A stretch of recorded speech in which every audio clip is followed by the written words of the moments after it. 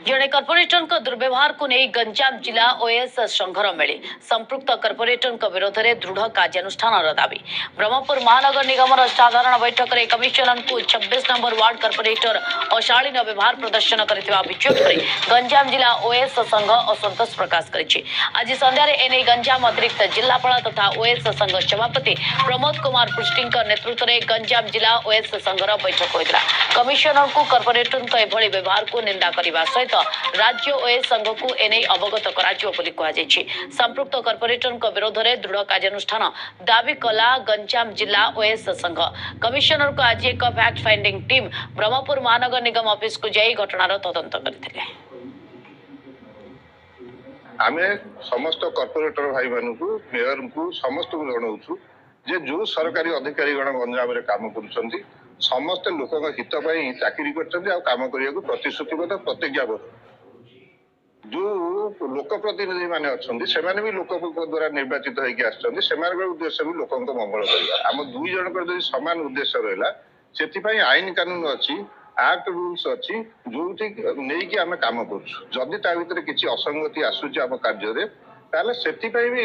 उपरिस्थ अधिकारी पाखे उपयुक्त भाव में आपण अभियोग कले से गुड़िक अनुसंधान कर कार्यपंथा ग्रहण कर किंतु कौन से अधिकारी को विभिन्न चाप प्रयोग कर खराब व्यवहार प्रदर्शन कर भाषा प्रयोग कर भय देखी धमक चमक देकी अन्याय काम करने को बाध्य करवा यहाँ कौन प्रकार गणतंत्र शुभंकर नुहे। ब्रह्मपुर ब्यूरो चीफ सुरजित पंडा प्रसंग अधिक सूचना आम सहित जोड़ी सुरजित कौन अधिक तथ्य रोचे बाबद नलिनी देखु जो भाई बुधवार दिन ब्रह्मपुर महानगर निगम परिषद बैठक बसला अनुष्ठित होता एवं से समय कर्पोरेटर एवं कमिशनर मेयर समस्त उपस्थित थे एवं विकासमूलक कार्य को लेकिन प्रसंग विभिन्न प्रसंग आलोचना करा एति समय हल्ला होता एवं 26 नंबर वार्ड कर्पोरेटर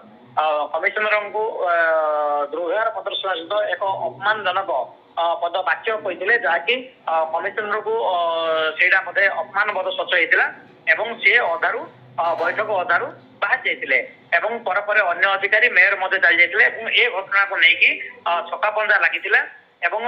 अन्य कर्पोरेटर माने किसी कर्पोरेटर माने बीएमसी कार्यालय फाटक सम्मुख से धारणा बसते एवं जेहेतु बैठक कहीं बंद होला बोली अन्य दाबी करते एपटे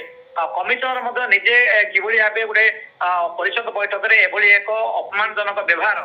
क्षीर्ण भल लगे ना निजक कहते आज किसी कर्पोरेटर एवं मेयर गंजाम जिलापाल को साक्षात करते ब्रह्मपुर एसपी को साक्षात करते एपटे गंजाम जिला ओएस संघ घटना को निंदा कर बीएमसी